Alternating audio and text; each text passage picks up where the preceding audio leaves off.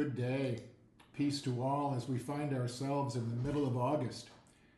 The gospel this Monday of the 20th week of Ordinary Time tells of a young man who ran up to Jesus with such sincerity and says, "What good must I do to inherit eternal life?" He was eager, devout. He was living a decent life.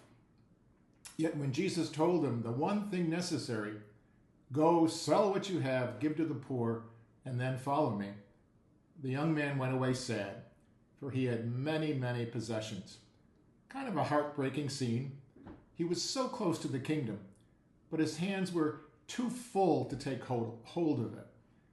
We may not walk away from Jesus in the same dramatic way, but our lives are often cluttered with idols. They're not idols that are carved of stone, but shaped from our desire to be comfortable, to be in control, to be wealthy, to have a great reputation, to be busy, even that idea of fear. These things that clutter us don't just pull us away from God, but they can make us indifferent to one another. The poet Mary Oliver once wrote, "Attention is the beginning of devotion." But so often what we idle scatters our attention towards social media, towards our screens, towards ambition, towards endless comparisons with others.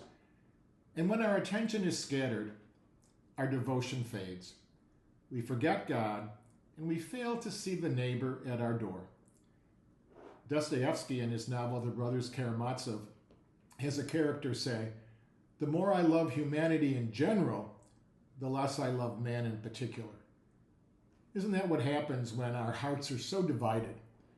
We say we love humanity, but our idols keep us from loving the particular person right in front of our faces, the poor, the lonely, the inconvenient.